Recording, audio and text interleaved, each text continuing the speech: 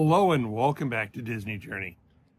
I'm retired Imagineer Jim Shull, and today I want to share with you a personal story, a very personal story, and it's of my meeting with the Disney legend Rolly Crump, and how I found myself sitting, due to Rolly, at the keyboard of the Haunted Mansion organ, there in Disneyland, Anaheim, California. You might have heard the saying, he can't carry a tune in a bucket. Well, the person they were talking about is me. I love music, but I can't carry a tune. So it stands to reason that I'm probably the last person on planet Earth who should have been sitting in the ballroom of the Haunted Mansion at the organ, which was the movie prop in 20,000 Leagues Under the Sea. Because I may be a lot of things, but no one will mistake me for James Mason. What follows then is you can't make this up kind of story. Now, you probably have seen 20,000 Leagues Under the Sea. It was produced by Walt Disney Productions, and it was extremely, impactful. The Disney company wasn't known for making great special effects, big budget films, but they did go out on a limb to make 20,000 Leagues Under the Sea. And to this day, the squid attack still is kind of embedded in everyone's memory. But also, the sets. The movie sets were incredible. There were a lot of things that were built, but there were also things a lot that were bought and restored and cleaned, and they influenced so many people. I know one particular Imagineer who kind of made a whole career of 20,000 League attractions. This person loved 20K to the extent that he even, remodeled his apartment. The landlord was, shall we say, surprised. Anyway, Disneyland, when it opened, Tomorrowland was a little bit on the lean side. It was a collection of, exhibits. And there were two big buildings that had rotating exhibits, things that came in and out over the decades. But when it opened in 1955, Tomorrowland was especially lean. So, the Disney company reached into that warehouse for the props that they had recently stored, that they had developed and acquired and modified for 20,000 Leagues Under the Sea, the film, and created a walkthrough attraction to celebrate the movie. Disney's Imagineers briefly explored putting the 20K walkthrough in the carpentry shop there on Main Street. But then they settled on, the logical alternative, which is there in the empty space in Tomorrowland. And soon, the 20K exhibit, the walkthrough, opened to guests after they bought a ticket. I love the classic silkscreen posters. They're still evocative and they are bulletproof. But behind the posters, guests with a ticket would enter the 20K exhibit. The 20K exhibit design was clever because the building was built before the exhibit was designed. And so they had to modify as little as possible. But there, a showcase piece was the squid, and across from the squid was the organ that James Mason, Captain Nemo, had sat at. Now, some days I think I'm as old as dirt, and I must be, because I remember walking through the exhibit. I remember that squid. The squid that was created as a movie prop, but then installed for the walkthrough. Now, across from it was the organ, and you could hear the music. Still have it in my head.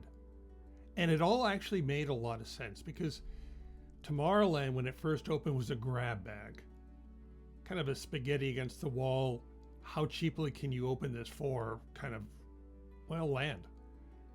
And none of it stayed for very long, although some things like Utopia endure to this day. However, Tomorrowland evolved and 20K closed, and all of those wonderful props went into a warehouse to be locked away and secured. And 20K became part of our memories. The Disney company has a number of warehouses for their props. I recall many times walking through the warehouses there in Florida looking for a prop for a ride or show that I was working on. And so it was in Anaheim. When the props for the 20K ride were decommissioned with the closure of that walkthrough, they went into a warehouse. It wasn't that the company knew what they were going to do with them. They just knew that they were valuable, they were nice, and someday probably the perfect ride would be designed that those props would fit into. And so it was that the organ that Captain Nemo, James Mason, sat at, and one day I would sit at, went into storage to come out again for the Haunted Mansion. But I would be wrong not to spend a moment acknowledging that, yeah, 20K did move. It went into a warehouse and it came back. It came back in Paris, of all places. And it was replaced by Adventures Through Inner Space, a classic and well-beloved and well-deservedly beloved ride, created and designed by a man I work with, Claude Coates. When Body Wars opened at Epcot, it was the successor to Inner Space. During the years the 20K props were gathering dust in the warehouse, ideas were floated. And one of the ideas that took root was the Haunted House, later on the Haunted Mansion as it came to be called. A lot of exploration was done for that mansion. It evolved over the years in the concept art phase and finally landed on a drawing set that was built in the form of an antebellum mansion, the one we know today.